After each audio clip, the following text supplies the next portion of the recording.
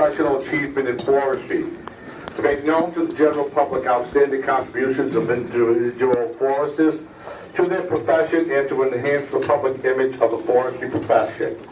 The criteria includes professional achievement in the field of forestry or closely allied fields, participation in NESAF, and service to the local or regional community.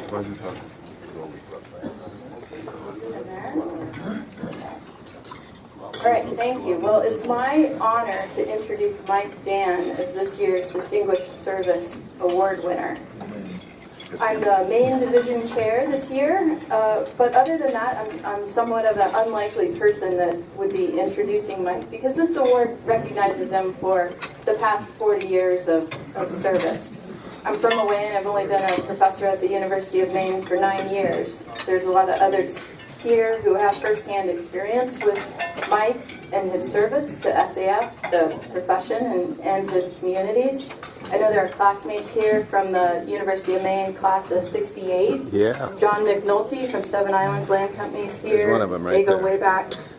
Tony Filero and Ken Mawston, if he could be here, they're longtime industrial forester colleagues. Bob Seymour, George Ritz, they also go way back.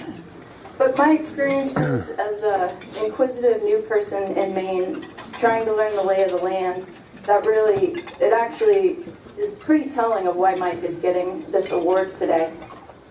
So here's how my conversations with foresters in Maine went as I tried to figure things out. I'd ask someone, who are the best foresters in the state?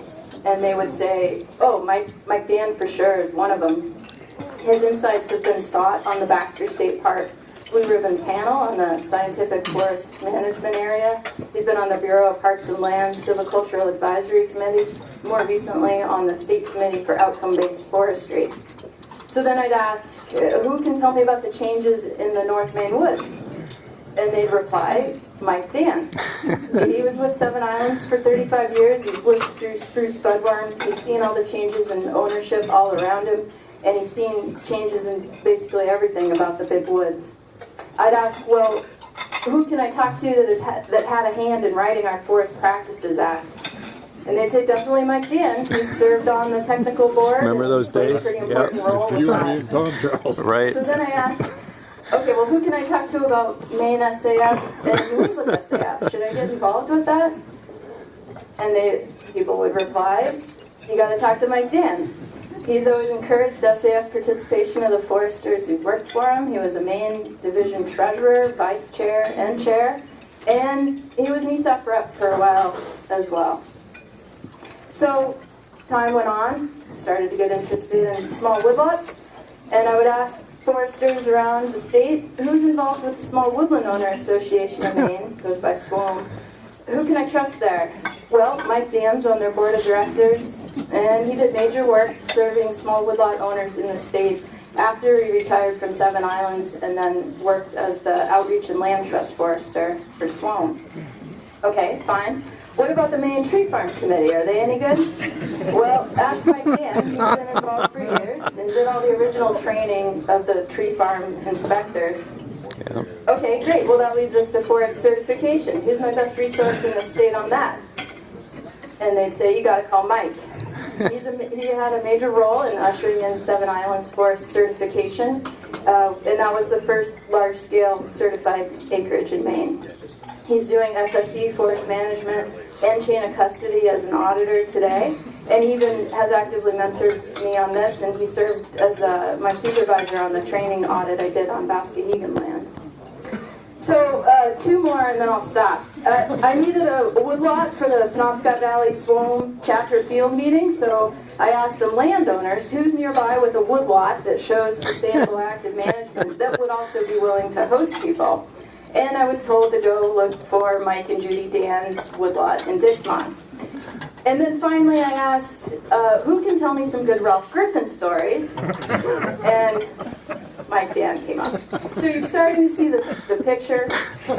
Mike is all about service, not just service to forestry though. He served in the military from 1968 to 71, and then at the local level on his town planning board for 16 years. He's got the respect and admiration of Maine foresters. As one of his nominators wrote, Mike is one of those few foresters that has the great unwavering internal compass that always points in the right direction.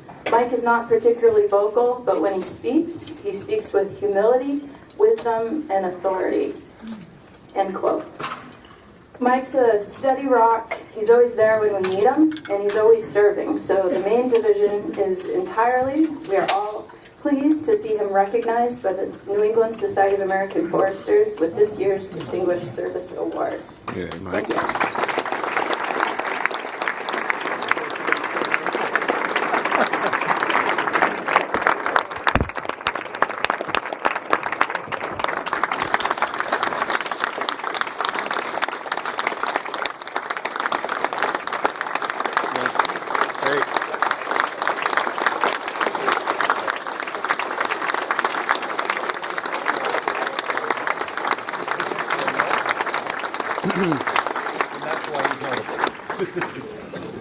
Thank you. Thank you.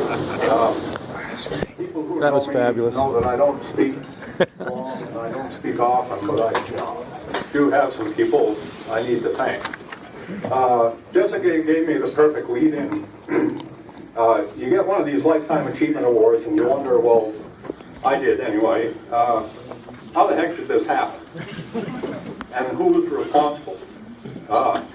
And so I'll start with Ralph Griffin. Dr. Griffin was my silviculture professor at the University of Maine. I came out of service in '71, and I went for my job interview at Seven Islands Land Company. And the interview went pretty well with Cliff Swenson. Those that you know Cliff, the big Swede. Went pretty well, and at the end of the interview, though, I said, well, Cliff, would you like to see my college transcript?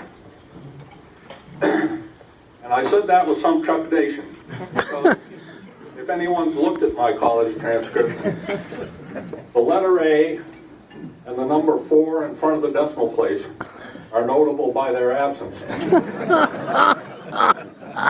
But Cliff said, he said, no, I call Ralph Griffin, Yep. and Ralph said he'd hire you.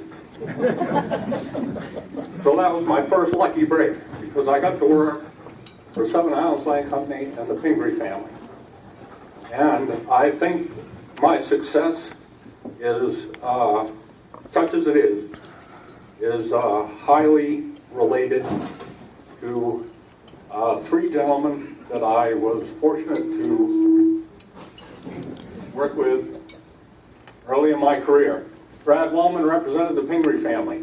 Yeah. And Brad Wellman's ethic was, and the Pingree family ethic, live on the interest, not on the principle. That's one basis. Cliff Swenson said, treat it like it's your own woodland, or you won't do a good enough job.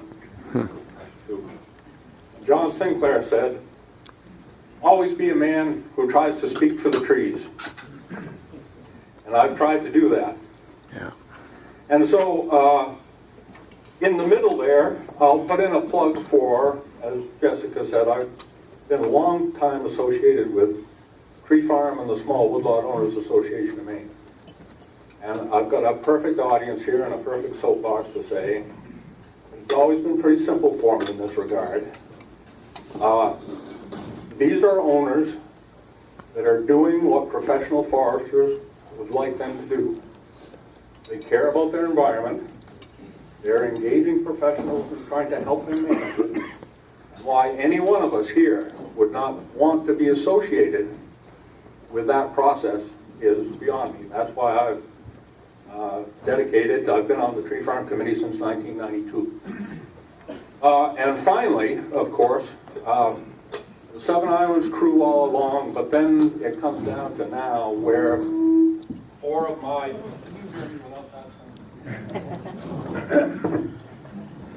where 4 of my colleagues have conspired to bring me up. Ken Lawson, who I cruised with at Great Northern in the mid-'80s, served for a long time with on the Maine Tree Farm Committee, and who now provides some of the best basic factual information about Maine resources to a wide range of landowners that anyone ever has in the state. We have Ron Lemand, who covered my butt more than once when I was on the pesticide control board with practical, informative, down-to-earth information about the complicated topic of integrated pest management. Continues to today. Jessica Leahy, who keeps reminding us old dirt foresters that every forester is owned by somebody, and that the art and science of silviculture is often not the first thing thought of when a forest management decision is made. And I'll end with Bob Seymour, who took up where Ralph Griffin left off, and Ralph Griffin taught me silviculture in the broader sense, but Bob Seymour taught me silviculture in the Acadian forest. So thank you all very much.